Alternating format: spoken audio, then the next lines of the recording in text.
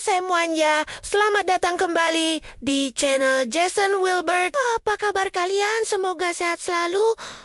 Ya, di video kali ini kita akan jalan-jalan virtual ke Jepang untuk mengulik sesuatu yang kenyal, manis, dan pastinya bikin nagih. Yap, kita akan membahas tuntas sejarah dan asal-usul mochi. Siapa sih yang gak kenal sama kue beras yang satu ini? Tapi, kalian tahu nggak? Di balik kelembutannya, Moche menyimpan sejarah ribuan tahun yang sangat menarik dan penuh makna. Jadi, dari mana sebenarnya mochi berasal? banyak yang mengira mochi murni dari Jepang.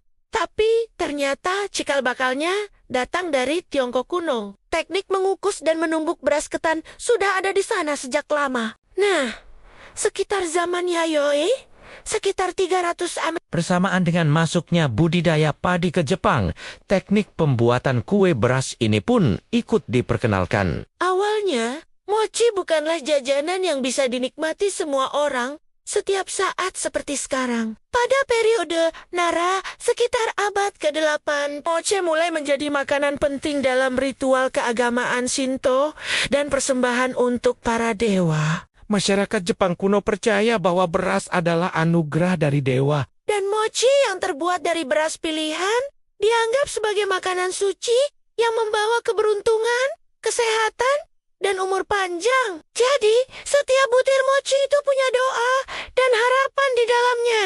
Unik kan? Kemudian, kita loncat ke periode Hahon, sekitar tahun 794 hingga ke 1185.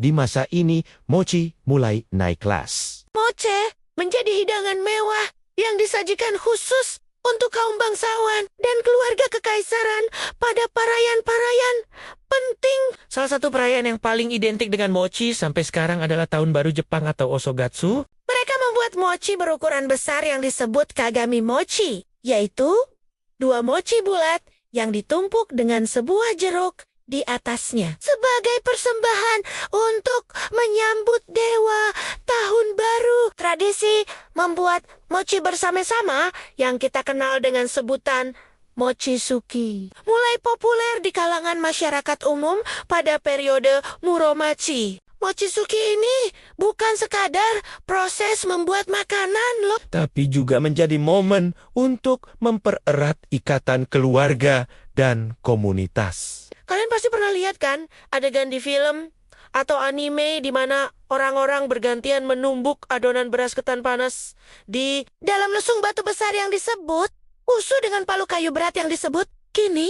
Proses ini butuh kerja sama tim yang solid. Satu orang menumbuk dengan sekuat tenaga, sementara orang lainnya dengan cepat membolak-bolik adonan panas di sela-sela pukulan palu. Wah, kebayang gak sih serunya? Proses inilah yang membuat tekstur mochi jadi super elastis dan lembut. Tradisi mochisuki ini menjadi simbol kerja keras, kebersamaan, dan semangat gotong royong yang sangat dijunjung tinggi dalam budaya Jepang. Masuk ke zaman Edo, sekitar abad ke-17 hingga ke-19, mochi semakin merakyat. Jalanan di kota-kota besar seperti Edo yang sekarang Tokyo Mulai dipenuhi oleh kadai-kadai yang menjual berbagai jenis mochi sebagai jajanan. mochi tidak lagi hanya untuk perayaan, tapi sudah menjadi bagian dari kehidupan sehari-hari. Inovasi pun mulai bermunculan. Mochi diisi dengan berbagai macam isian, seperti pasta kacang merah manis atau anco, yang kemudian kita kenal sebagai daifuku mochi. Daifuku sendiri artinya keberuntungan besar. Jadi, dengan makan daifuku, harapannya kita bisa dapat keberuntungan. Seiring berjalannya waktu, variasi mochi pun semakin kaya. Ada sakura mochi yang dibungkus daun sakura untuk musim semi, kashiwa mochi yang dibungkus daun ek untuk perayaan hari anak, sampai es krim mochi yang jadi favorit banyak orang di seluruh dunia. Setiap daerah di Jepang bahkan punya mochi khasnya sendiri dengan bentuk dan rasa yang unik. Ini menunjukkan betapa dalamnya mochi telah menyatu dengan budaya dan kuliner Jepang.